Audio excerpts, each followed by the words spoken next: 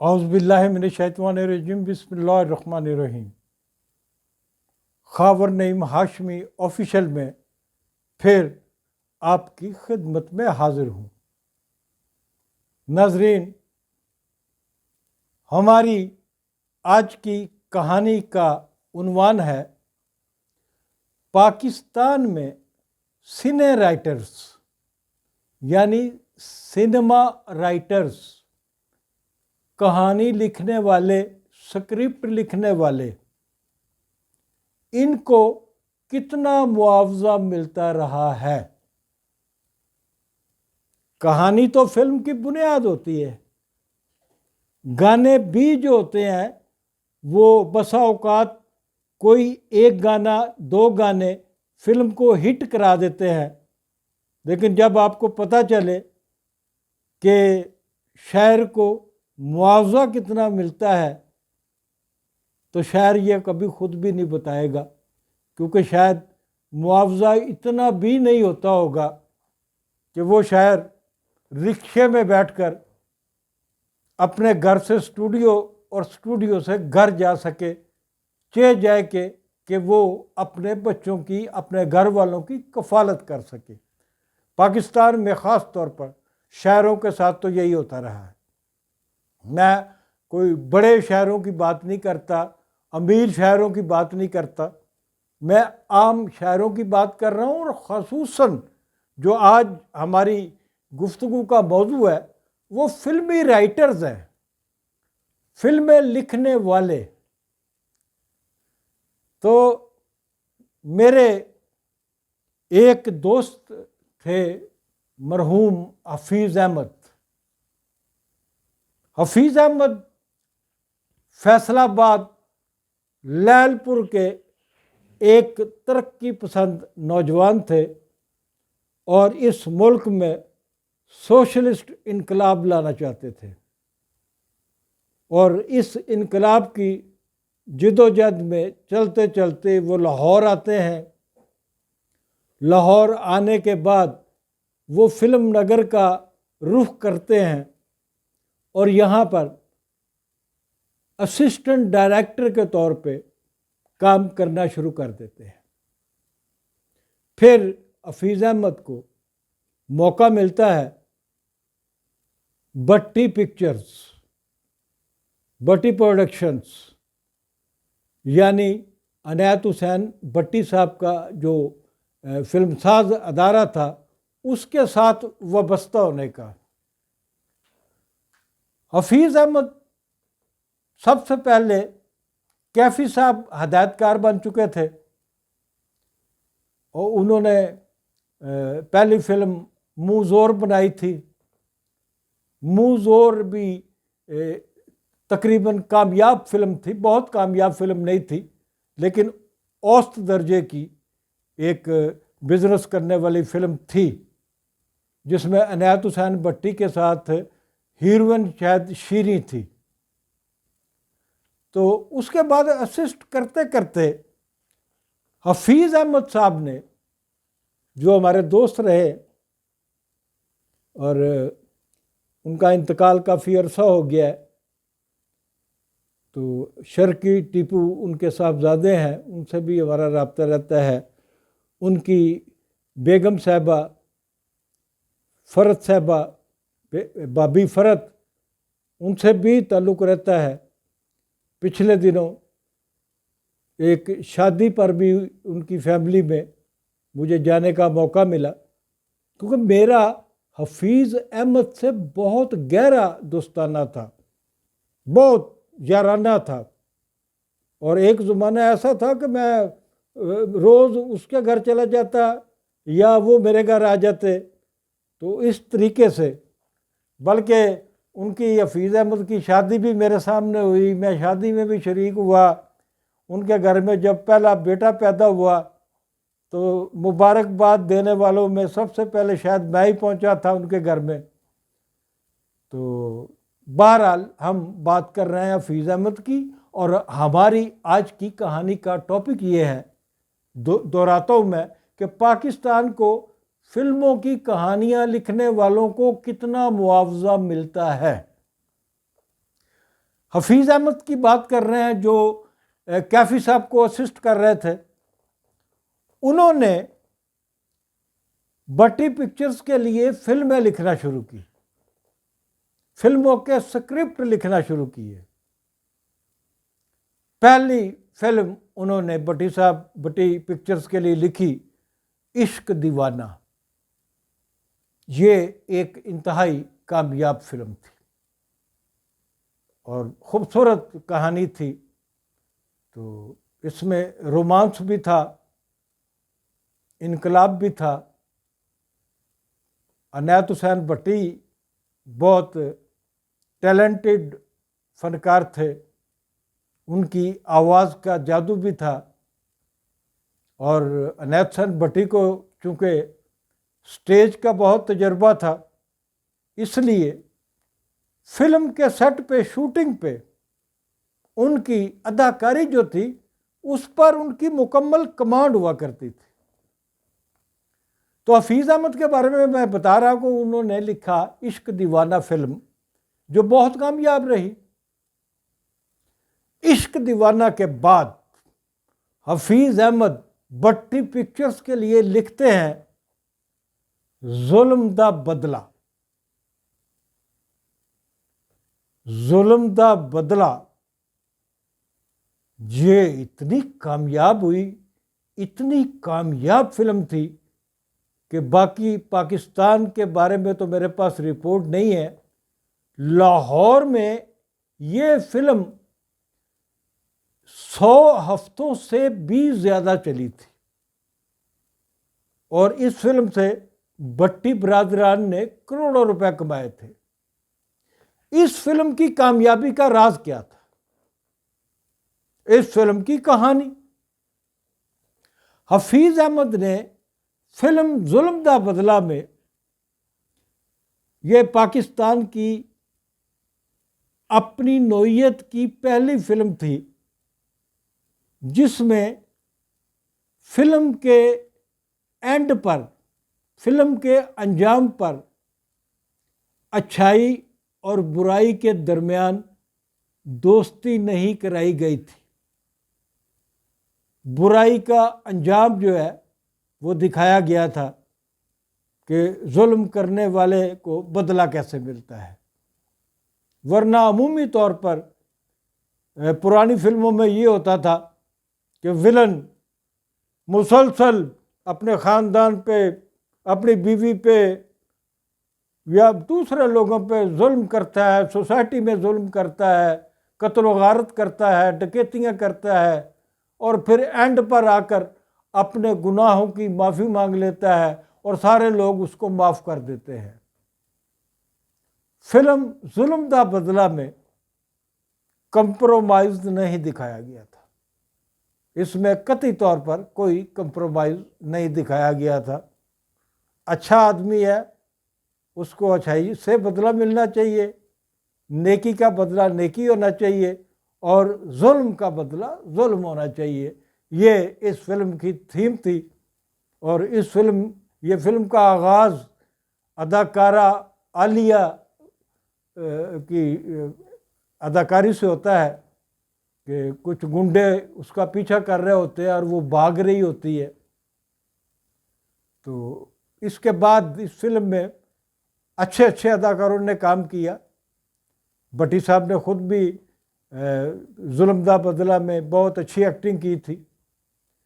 ظلم دا بدلہ کے بعد حفیظ احمد نے بٹی پکچرز کے لیے ہی دھرتی دے لال نامی پنجابی فلم لکھی. اور دھرتی دے لال سے تو آپ سمجھتے ہوں گے کہ دھرتی کے سپوت، دھرتی کے لیے قربانی دینے والے، دھرتی سے محبت کرنے والے. یہ فلم بھی ہٹ ہو گئی. اس کے بعد عشق روگ لکھی حفیظ احمد نے. مجھے چند ان فلموں کے ناموں کا یاد ہیں یہ نام، اور شاید مزید اور فلمیں بھی انہوں نے بٹی پکچرز کے ساتھ کی ہوں، لیکن وہ کئی سال تک بٹی پکچرز کے ساتھ وابستہ رہے اور روزانہ ان کے دفتر جاتے رہے، ان کے کام کاج کرتے رہے، ان کے فلموں کے مکالمے لکھنے، سکرپٹ لکھنا، سکرین پلے لکھنا، یہ سارے کام جو تھے حفیظ احمد صاحب انجام دیا کرتے تھے۔ اور اس کے علاوہ بھی اگر ان کی کوئی ڈیوٹی لگائی جاتی تو وہ بھی سر انجام دیتے تھے۔ لیکن ایک چیز جو میں نوٹ تو کرتا تھا لیکن اظہار کبھی نہیں کیا تھا، کیونکہ جب فلم ظلم دا بدلہ بنی اور پورے پاکستان میں ہٹ ہوئی اور ایک نئی روایت کہانیوں کی سامنے آئی، تو مجھے یاد ہے کہ حفیظ احمد کے اعزاز میں درجنوں پارٹیاں دی گئی تھیں، بے شمار تنظیموں نے، بے شمار اداروں نے حفیظ احمد کے اعزاز میں تقریبات کا انعقاد کیا تھا اور انہیں خراج تحسین پیش کیا تھا، اور یہ ان کا حق بھی تھا، بنتا بھی تھا۔ لیکن میں نے کبھی حفیظ احمد کو خوشحال نہیں دیکھا، جیب میں مال نہیں دیکھا تھا، پیسہ ہو۔ انہوں نے شروع میں شادی سے پہلے اسٹوڈیوز کے سامنے ایک بستی ہے جہاں ایکسٹرا لوگ رہا کرتے تھے، وہاں ایک کمرے کا مکان بھی لیا تھا جہاں شام کو وہ دوستوں کی محفل سجاتے تھے۔ حفیظ احمد صاحب سگریٹ بہت پیتے تھے، سگریٹ پہ سگریٹ لگانے والے جو ہوتے ہیں نا، وہ مسلسل سگریٹ پینے والے، وہ مجھے یاد نہیں ہے کون سا سگریٹ پیتے تھے، لیکن سگریٹ پیتے بہت تھے۔ تو اس طرح میری ان کے ساتھ دوستی چلتی رہی۔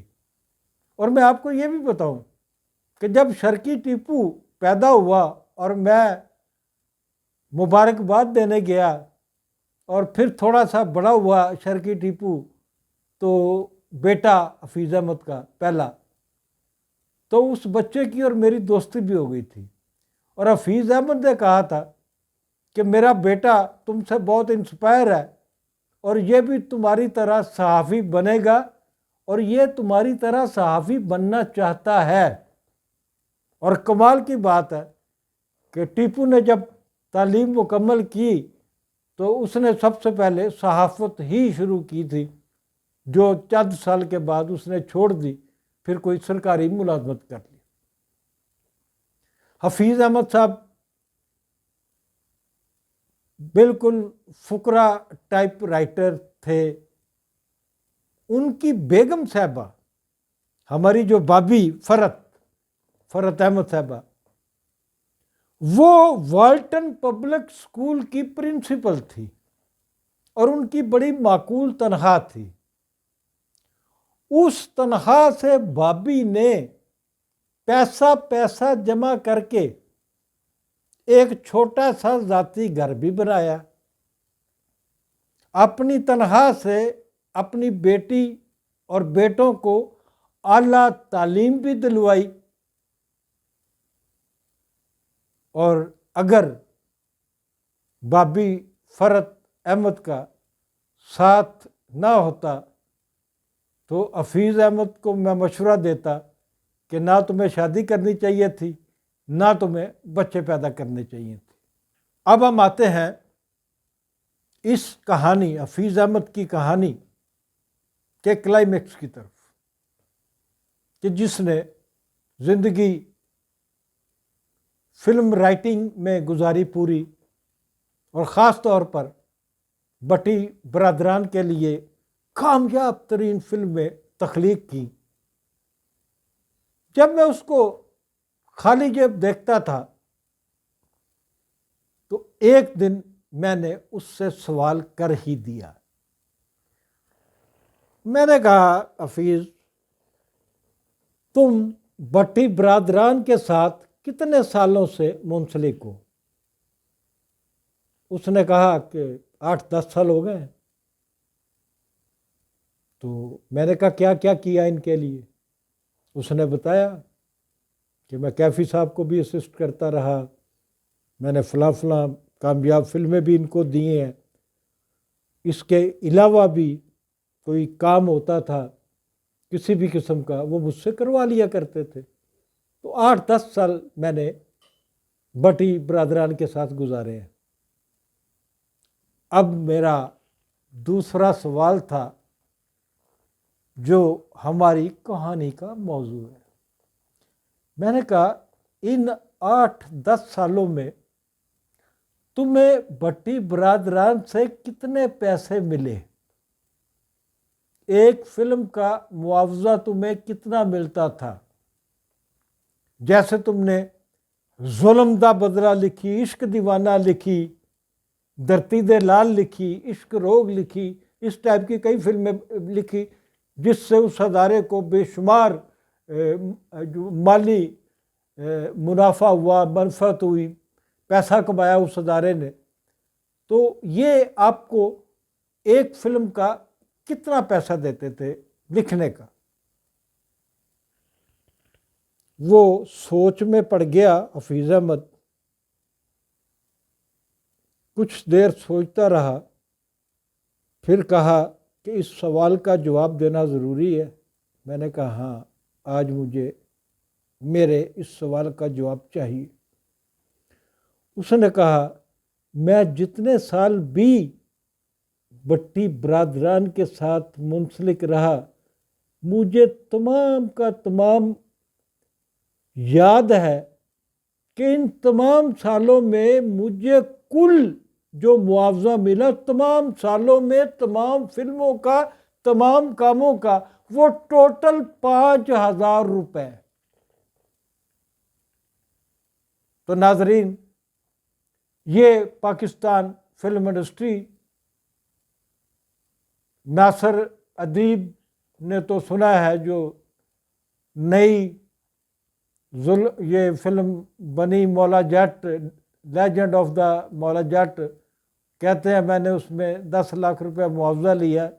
بڑی خوشی کی بات ہے، اور بھی شاید کسی نے زیادہ پیسے لیے ہوں، لیکن میری اطلاعات کے مطابق شاعروں کو